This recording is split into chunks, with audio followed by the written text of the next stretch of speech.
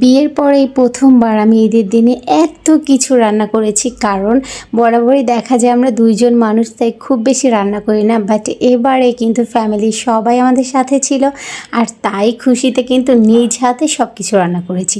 এই তো এটা হচ্ছে চাঁদ রাতে। আমার মেয়ে তো বাজি ফুটানোর খুব বেশি বায়না করছিল, আর তাই দেখুন এইরকম হচ্ছে। বাচ্চা কার ঘরে আছে বলেন?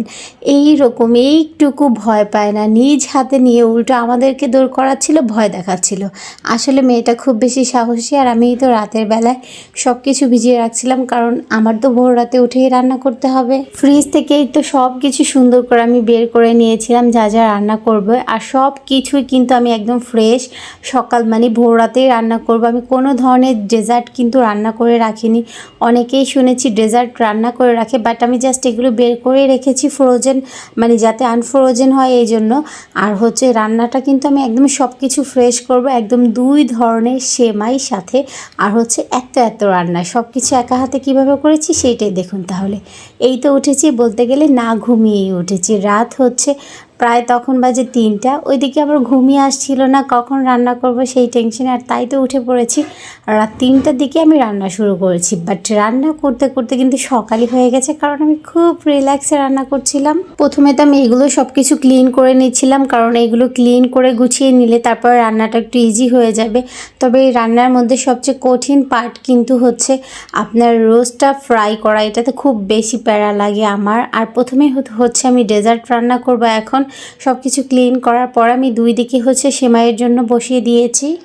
একটাতে আমি রান্না করব হচ্ছে শলা সেমাই, যেটা হচ্ছে নারকেল দিয়ে রান্না করা, আর অন্যদিকে আমি হচ্ছে নবাবী সেমাইটা রান্না করব। এই জন্য হচ্ছে 2 দিকে আমি সেমাই রান্না করছিলাম।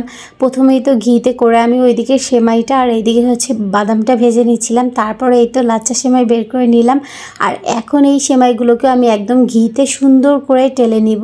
আর সেমাইতে কিন্তু একদম অল্প মিষ্টি ব্যবহার করেছি, কারণ বেশি মিষ্টি হলে দেখা যায় কেউই খাবে না, লাস্ট পর্যন্ত সেগুলো ফেলে দিতে হবে। আর আমি চাচ্ছি না এরকম কিছু হোক, তাই তো খুব সুন্দর করে রান্না করছিলাম। শলা সেমাইটাতে কিন্তু এই পর্যায়ে অনেকেই পানি ব্যবহার করে, তবে আমার কাছে মনে হয় এখানে দুধটা ব্যবহার করলে বেশি ভালো হয়।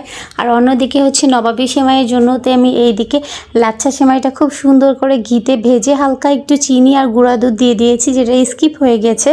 আর অন্যদিকে নবাবী সেমাইয়ের জন্য যেই পুরটা প্রয়োজন হয় সেটার জন্য কিন্তু আমি অন্যদিকে দুধটাও রেডি করে নিচ্ছি। আর এই তো আমার শলা সেমাইটা কিন্তু রান্না হয়ে গেছে। এই সেমাইটা কিন্তু একদম ঝরঝরে হয়। আর এখন জাস্ট লুকটা দেখো, যেই মেয়েটা কয়েক বছর আগেও মায়ের হাতেই শুধু রান্না খেয়ে অভ্যস্ত ছিল, সে যেন আজ পাক্কা রাঁধুনি হয়ে গেছে। সব কিছুই সে রান্না করতে পারে। আসলে মেয়েদের জীবনগুলো এমনই হয়।